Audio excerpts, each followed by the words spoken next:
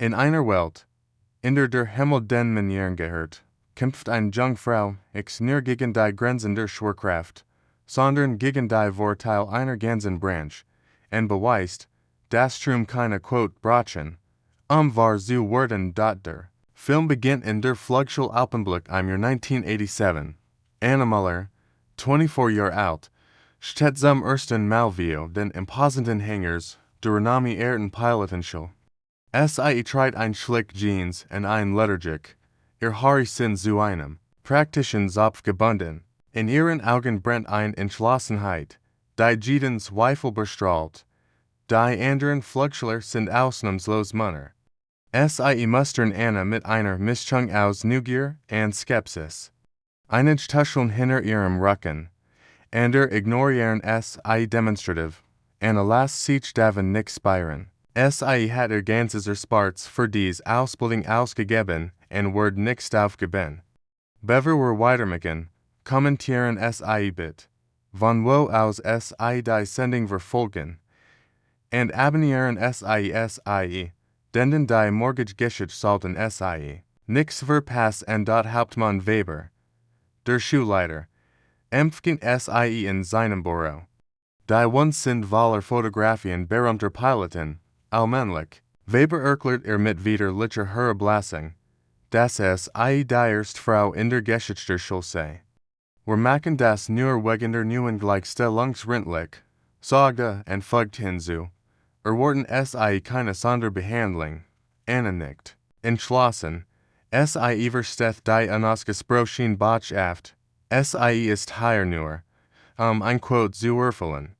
Aber Sie ist bereit, allen zu beweisen, dass Sie mehr ist als nur ein politisches Statement.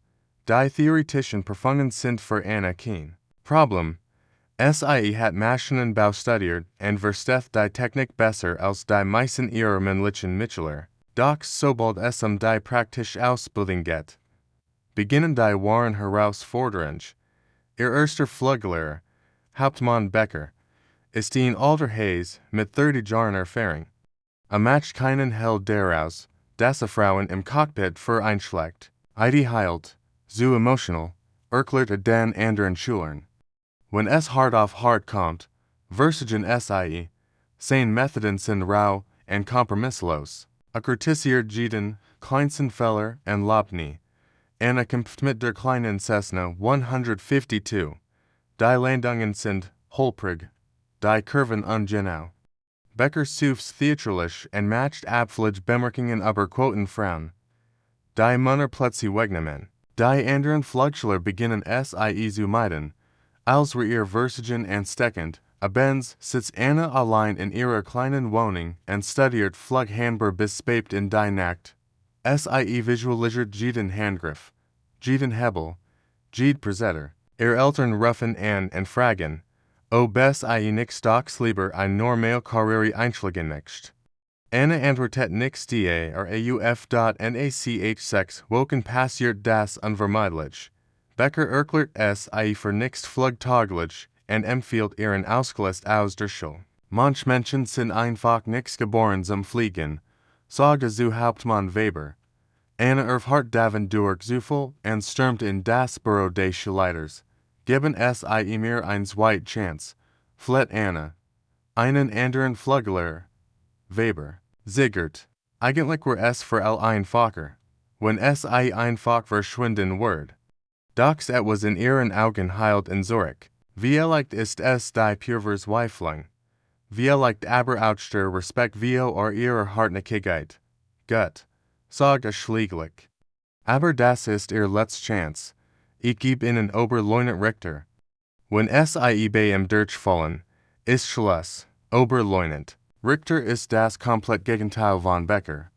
Jung, erst 28 Jahre alt, und mit einem modernen Führungsstil. Glatt und positiver Stärkung und Individualförderung. Als Anna ihm zum ersten Mal gegenübertritt, sieht Sie in seinen Augen. Was Sie lange nichts gesehen hat. Respekt. Ich habe Ihre Theorie Noten gesehen, sagt Richter. Beeindruckend. Und ich habe auch gehört, was über Sie geredet wird. Vergessen Sie das alles. Werfangen von vorn an. Die ersten Flugstunden mit Richter sind ein Offenbring. Erklärt, geduldig, korrigiert sanft aber bestimmt, und vor allem, hört zu. Anna erzählt von ihrem Traum, schon als Kind von Flugzeugen fasziniert gewesen zu sein. Richter teilt seine eigenen Erfahrungen als junger Pilot, die Zweifel und Angst, die jeder durchmacht, langsam aber sicher verbessern sich Annas Fähigkeiten. Die Landungen werden geschmeidiger, die Kurven präziser. Richter beginnt zu lachen, wenn sie besonders gut fliegt. Sie haben das Zug dazu. Sagte nach einer Mac Ellison platzernd. Sie müssen nur an sich glauben. Die Atmosphäre in der Flugschule beginnt sich zu wandeln. Einige der anderen Schüler, die Annas Fortschritt beobachten, werden neugierig. Ein junger Mann namens Thomas, der selbst Schwierigkeiten mit den Landungen hat, fragt Anna schüchtern Rat. Sie teilt großzügiger Wissen und Erkenntnis. Doch nichts als sind aber Annas Erfolg. Hauptmann Becker macht abfällig. Bemerkungen über Companies zwischen Anna und Richter. Adutet an, dass ihr Fortschritt nichts ehrlich verdient sein. Die Gericht beginnen zu und Anna ist verzweifelt. All ihr Hartarbeit wird durch schmutzige Unterstellungen überschattet. Sie konfrontiert Richter mit den Gerichten. Bereit, die Ausbildung abzubrechen. Bever ihr Ruf völlig ruiniert ist, lassen sie sich nichts von den Zweiflern aufhalten. Sagt Richter ruhig. Sie sind hier, weil sie es verdient haben. Ihr Leistungen sprechen für sich. Macht ein Pause und fügt hinzu. Morgen ist ihr Solo Flug. Zeigen sie allen, wer sie wirklich sind. Der Solo Flug ist der wichtigste Moment. In der Ausbildung eines jeden Piloten. Zum ersten Mal allein im Cockpit zu sitzen, selbst die Verantwortung zu tragen. Anna sitzt in der Cessna, ihr Hand am Steuer. Das funkert nistert. Anna Müller. Sie sind stark bereit. Sie atmet tief durch und schiebt den Gashable nach vorn. Das Flugzeug rollt die Startbahn hinab, hebt auf und steht in den blauen Himmel. Anna ist allein, aber sie hat sich nie früher gefühlt. Und dann sieht sie die Flugschule kleiner werden. Die Menschen müssen. Die Landung ist perfekt. Als sie aus dem Flugzeug steht, wird ein kleiner Menschenmensch. Thomas und einige andere Schüler klatschen. Selbst Hauptmann Weber nickt anerkennend. Nur Becker wendet sich auf und geht davon. Die Wochen vergehen wie im Flug. Anna meistert. Ein Herausforderung nach der anderen. Nachtflug, not Landungen, Instrumentenflug. Als kein Problem. Sie hat das Vertrauen ihrer Mitschüler und gilt als eine der besten Schülerinnen des Jahrgangs. Doch die Großprüfung steht nach Bever. Die Abschlussprüfung vor einer Kommission aus 3 Prüfern. Einer davon ist Hauptmann Becker, der kein Geheimnis daraus macht, dass sie durchfallen lassen will. Ein letzter Chance. Diesen Spuck zu binden, rund einem Kollegen zu. Die praktische Prüfung ist nah denn los. Anna muss ein recht komplexer Manöver fliegen. Dabei wird jeder Handgriff beurteilt. Sie simuliert eine Notlandung, fort einen Blindflug durch und demonstriert ihr Navigationsfähigkeit. Trotz der Anspannung fliegt sie fehlerfrei.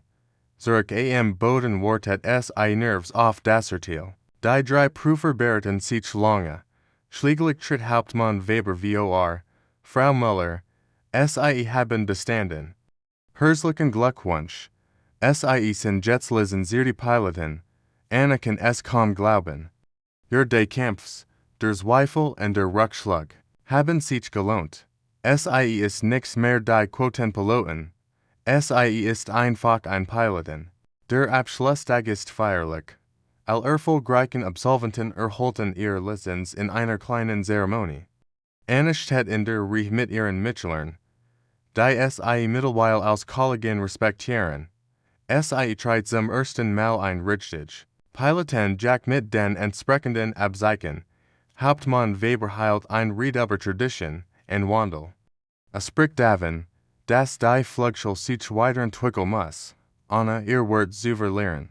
sein Wort klingen anders als nach Vio or Monoton, weniger herablassend, mehr nachdenklich, nach der Zeremonie gehen die Absolventen zur traditionellen Feier in Physier Anna wird von ihren Mitteln eingeladen, zum ersten Mal als gleichberechtigt. Kollegen, sie trinken Bier, erzählen Geschichten und planen ihre Zukunft als Piloten. Doch der Beginn steht noch bever, als die Feier zu Ende geht und die meisten bereits gegangen sind, tritt Oberleutnant Richter zu Anna.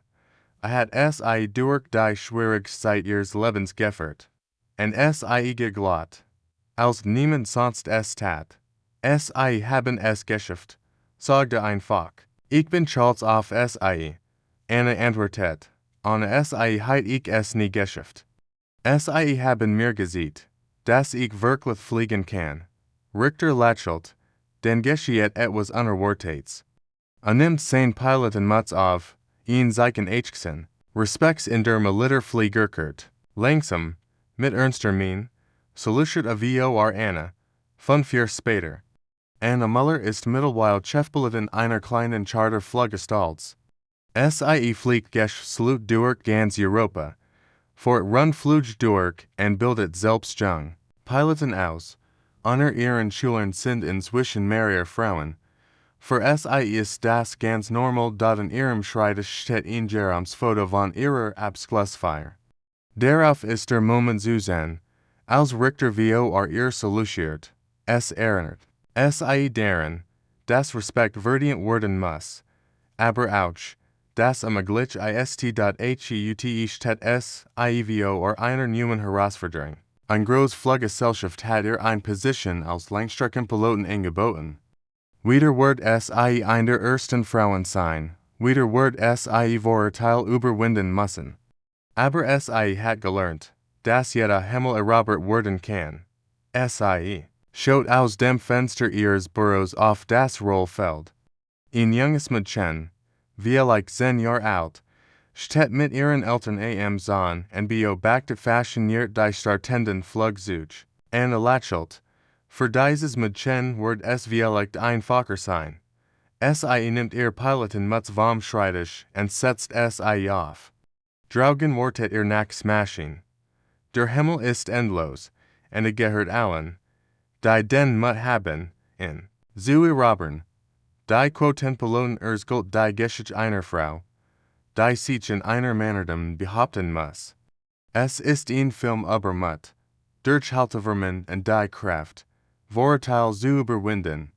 Aber vor allem ist es ein Geschichte über den menschlichen Traum vom Fliegen und die Bereitschaft, davor zu kämpfen.